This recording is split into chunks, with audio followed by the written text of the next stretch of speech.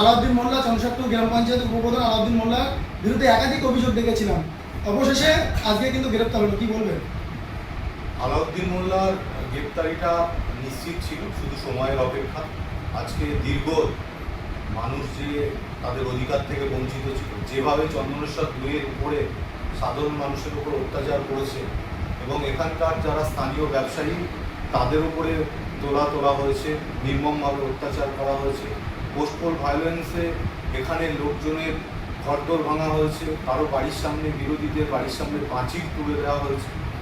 Even যে পঞ্চায়েতে মানুষ বিচার চাইতে যায় সেই পঞ্চায়েতে আমি বিরোধী দল করার জন্যে আমাকে পঞ্চায়েতে ফেলে এবং আমার সঙ্গে 3জন গেছিলেন, তাদেরকে পঞ্চায়েতে ফেলে মারা হয়েছে। এই সমস্ত ঘটনা এই চন্দনেশ্বর মানুষ যারা আছেন, বিরোধী দল করতেন, তাদের সঙ্গে নিত্য ঘটনা ঘটে। কাটমানি থেকে বিভিন্ন তোলার সঙ্গে তিনি যুক্ত আছেন। আমি নিজে তার বিরুদ্ধে এফআইআর করেছি। আজকে যে মানুষটি পরলোক গমন করেছেন তার পরিবারের পাশে আমরা সবাই আছি, তার আত্মার শান্তি কামনা করি। এই রকম নিদর্শন, এরকম মারধর বা যারা বিরোধী তাদের কণ্ঠরোধ করে এসছে।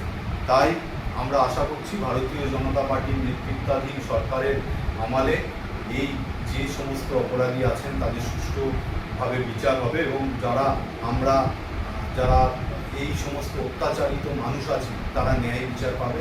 এটাই সমস্ত জনগণের একটা ইচ্ছা এবং ভারতীয় জনতা পার্টির নেতৃত্বাধীন সরকার সেটা করবে, এটুকু আশ্বাস আমি চন্দনেশ্বর 2 গ্রাম পঞ্চায়েতের সমস্ত মানুষকে আশ্বাস করি।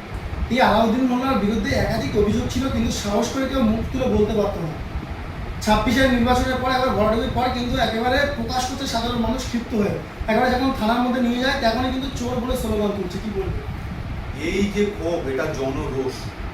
আমি একটু আগেই বললাম আপনাদের চ্যানেলে যে তার যে ভুরি অভিযোগ, তিনি সাধারণ মানুষকে যেভাবে অত্যাচার করেছেন, আবাল বৃদ্ধ বনিতা নারী পুরুষ, তা সত্যি একজন নেতা হিসাবে, একজন শাসক হিসাবে সেটা কোনোভাবে বাঞ্ছনীয় না। তারপরে যারা ভ্যান চালায় তাদের থেকে তুলেছেন, যারা বড় বড় ব্যবসায়ী, আপনারা এবিপি আনন্দের চ্যানেলে দেখেছেন যে সংবাদ মাধ্যমের চ্যানেলে যে তিনি প্রকাশ্যে টাকা নিচ্ছেন, তার বিরুদ্ধে এফআইআর হওয়ার সত্ত্বেও মমতা ব্যানার্জির দলদার পুলিশ তারা কোনোভাবে গ্রেপ্তার করে।